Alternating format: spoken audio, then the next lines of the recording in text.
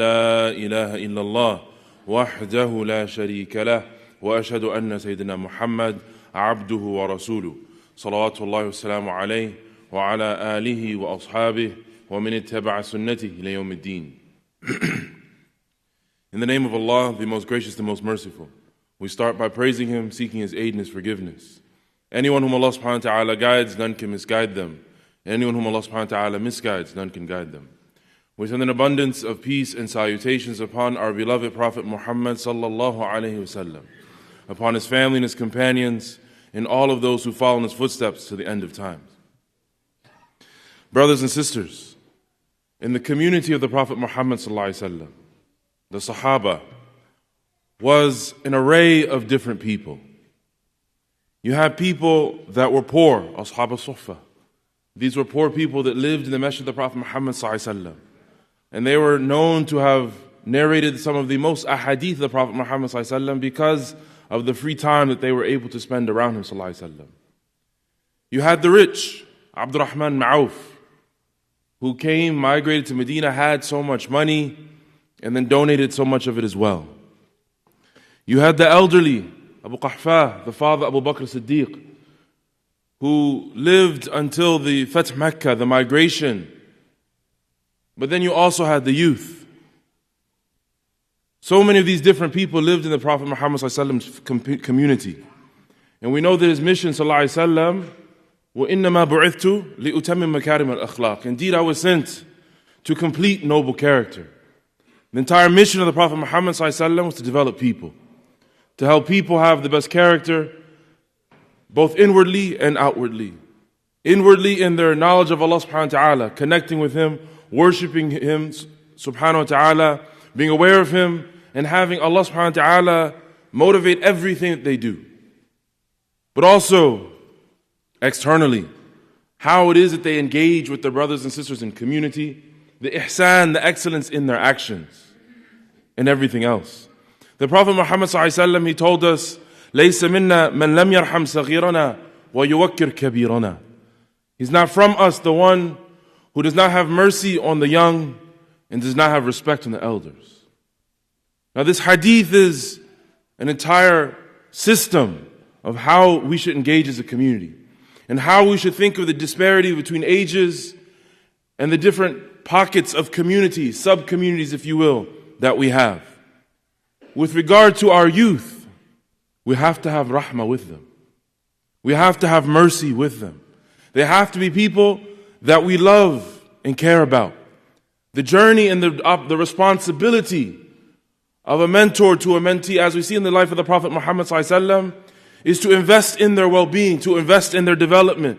Is that we love to see them better than we see ourselves. We hope and we aspire that our youth end up better than us, both inwardly and outwardly. Oftentimes as a community, we focus on the external. We want them to be doctors and engineers. We want them to have the American dream, the white picket fence and the big house. We want them to be married and have many, many children. But what will be the status of their Islam afterwards? That's not to say that we can't invest in the external, but we can't do it at the expense of the internal. And the place that we start to do that, brothers and sisters, is genuine connection with people. Getting to know them. Spending time with them.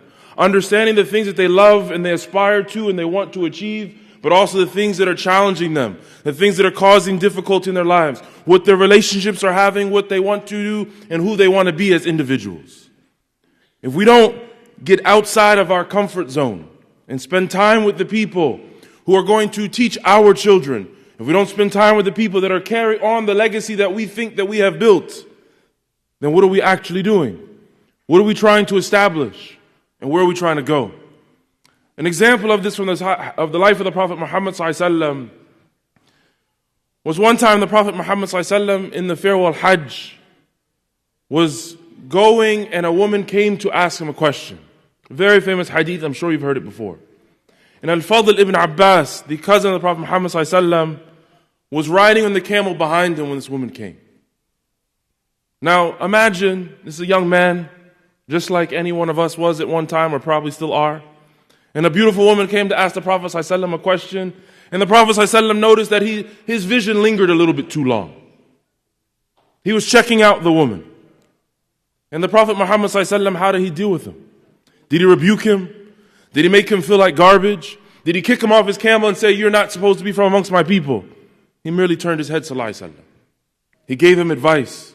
And he did so in a very gentle, loving, and merciful way. The Prophet Muhammad ﷺ, his disposition was in a way in which everyone felt comfortable coming to him. We know the other very famous hadith when the young man came to the Prophet Muhammad ﷺ and he said, "A'dhinni bizina, allow me to fornicate."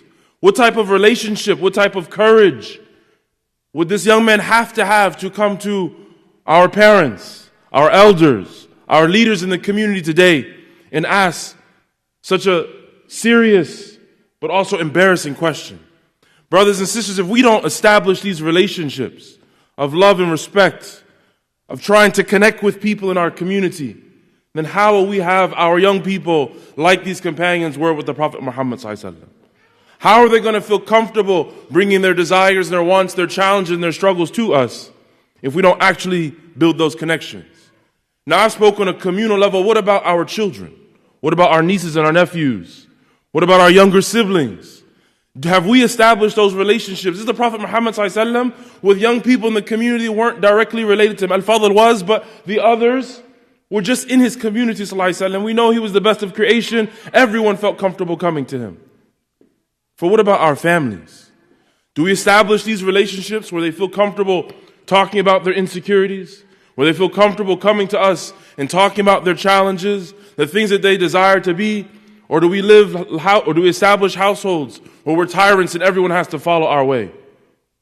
Are we truly trying to love our children and our youth? Are we doing it emotionally and giving them our heart, giving them our ear, allowing them to feel like they have a connection with us? But also, are we doing it with our time? Are we willing to put our desires to the side for the betterment of our family, for the betterment of those people who need our time? Because it can't happen if it's done in isolation. Do we invest in them? Do we allow them to feel the scaffolding, the protection, so that they're able to grow into the future that we know that they can be? Do we give them time and money? Do we give them our connections? Do we give them our heart? Do we help them so that they can really be what they need to be? One of my very favorite quotes is that all of us are dwarves standing on the shoulders of giants. What we were able to achieve is only because of the hard work of the people that enabled us to be that way. Have we become so individualistic as a community where we're unable to find another young person in the community to pull them up? Are we so selfish as a community, so arrogant to think that we accomplish what we have on our own by merely the energy and the pulling up by our own bootstraps? We have to ask ourselves, can each and every one of us take a gift that Allah subhanahu wa ta'ala has given us and turn it as an opportunity to help someone else? What is it that you do? Are you in IT? Are you an engineer? Are you a doctor? Do the young people in the community have your number and know they can ask you for advice? Do the young people in the community know they can come to you for a wasata, for a connection, so that when they want to get up in their career, they know where to go to? Do they feel even comfortable coming to us as individuals? But also, brothers and sisters, this investing has to be in a place where they feel comfortable and secure. None of us can do it alone, brothers and sisters. None of us can do it by ourselves. We need people around us that are supporting us, people that love and invest in us, but also other people that can be around us. When we come to these beautiful masajid, when we come to the Adam Center, or we go to any other masjid in our area, do we go there and think it's merely just a building that we check in and check out? We fulfill our obligations and we leave. We have a very consumeristic relationship with it.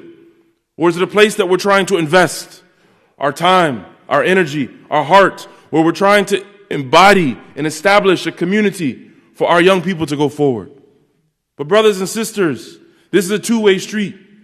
For our youth, the Prophet Muhammad ﷺ said, لَيْسَ مِنَّا مَنْ لَمْ يَحْرَمْ صَغِيرَنَا وَيُوَكِّرْ كَبِيرَنَا. He's not amongst us those who do not have mercy on our youth and respect our elders. Anything and everything that you think that you're experiencing, while the context may have changed, our elders have gone through as well. We can't think that we have it all figured out, or because the uniqueness of our circumstance has us in a situation where we know best. The reality is that our experiences are incredibly shallow, and we can't do it without our elders. Can we go to them humbly, vulnerably? Can we try to establish those relationships Because I promise you, no matter how loving, how generous our elders are, how open they are with their wallets and their time, if they don't find that we're willing to come to them humbly, they'll never look our way. If we go to them arrogant, if we go to them thinking that we know what's best, if we let our own demons, the ghosts that we have in our minds, disenable us from connecting genuinely, if they disenable us from truly being humble and vulnerable, then they won't have anything to give us. So it has to be a two-way street. We have to be able to learn from their experience, learn from their wisdom, learn from everything that they have to give us. And even if it isn't specifically applicable to our context, they grew up in a time that there wasn't internet or cell phones, that's okay. What are the nuggets, the gems? What are things that we can deduce from what they're teaching us so that we can learn and apply it to our own lives? Brothers and sisters, as a community, we have to be able to balance both sides of this extreme. We have to be able to have mercy for our youth, as the Prophet Muhammad ﷺ told us. We have to have respect, honor, veneration for our elders. And if we don't, then what are we going to have in the future? وأقول قولي هذا واستغفر الله ولكم لسائر المسلمين استغفروه وتوبوا إليه.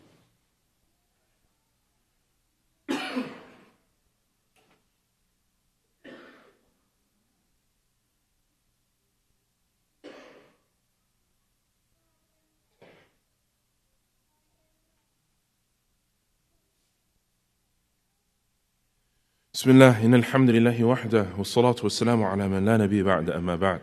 Allah subhanahu wa ta'ala, He says in the Quran, إن الله وملائكته يصلون على النبي يا أيها الذين آمنوا صلوا عليه وسلموا تسليما اللهم صل وسلم وأن وبارك على سيدنا محمد وعلى آله وأصحابه وسلم. Brothers and sisters, as a community, we have to step outside of our comfort zone. We have to allow this beautiful masjid and organization that we have not just be something that we take benefit from, but we're willing to give back. That means that after we finish praying, we shake our brothers and sisters' hands and get to know them. When we're putting on our shoes and we recognize a brother or sister in the community, we ask about how they're doing. That means that we generally care about our brothers and sisters. And if this is something foreign to you or I, then think about the last time that it felt when someone did that for you. Think about the last time and how well it felt when someone cared about your well-being. They asked about something that they didn't have to do, but they did it anyways. When they complimented you about how you were dressed or how well you smelled, when they went out of their way to ensure that you were doing well despite not needing to. If we're not willing to do this, brothers and sisters, then how is it are we going to have a community, a collection of people, a body that's willing to be arm in arm and struggle against the times that we're living in? How is it that we're going to really be comfortable in ourselves as a community when difficult times come? Brothers and sisters, we have to strive to get outside of our own minds and outside of our own orbit, stuck in our own heads, and love our brothers and sisters. Not just our spouses and our children, but the people that are around us in the community. لَن تَنَالُوا الْبِرَّ حَتَّى تُنْفِقُوا مِمَّا تُحِبُّونَ.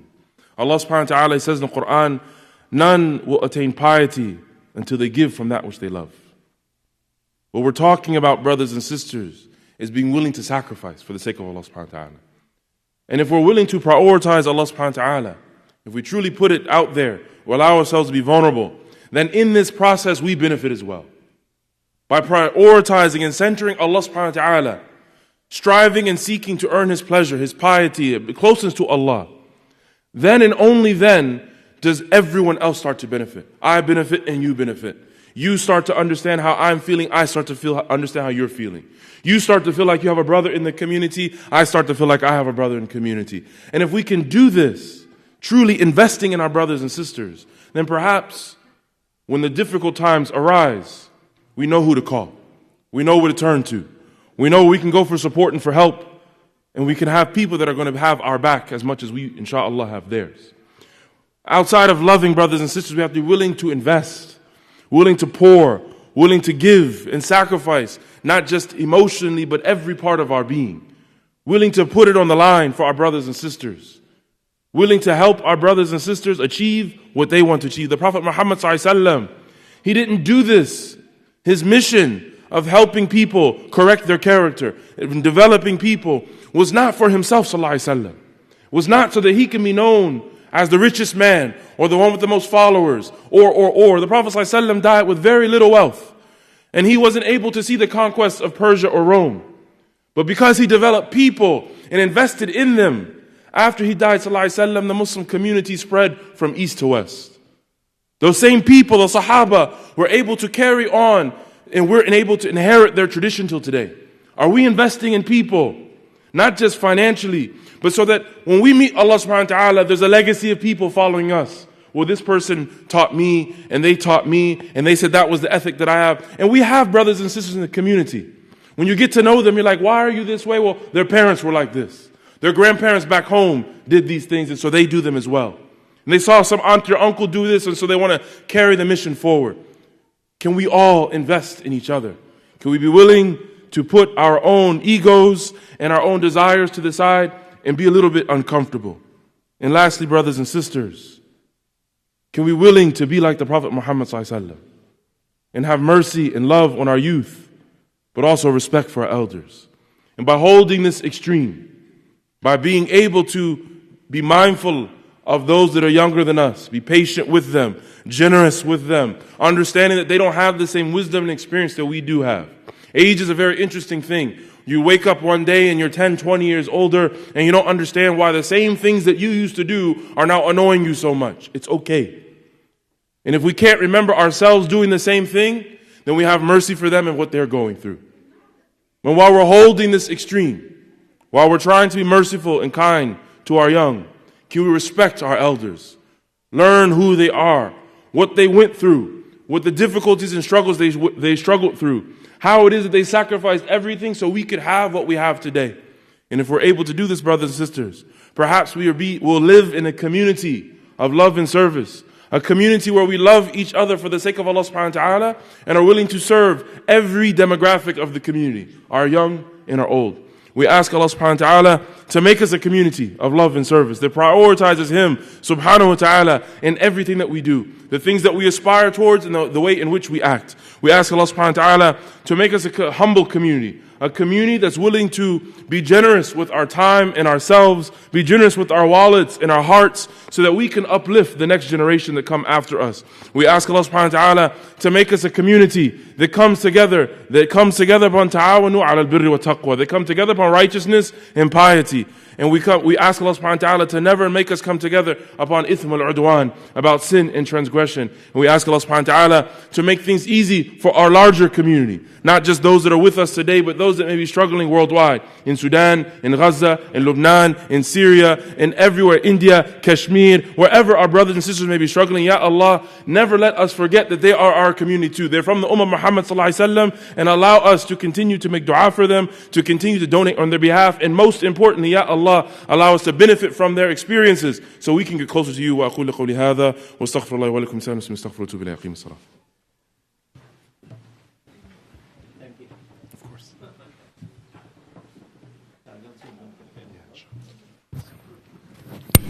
الله أكبر الله أكبر أشهد أن لا إله إلا الله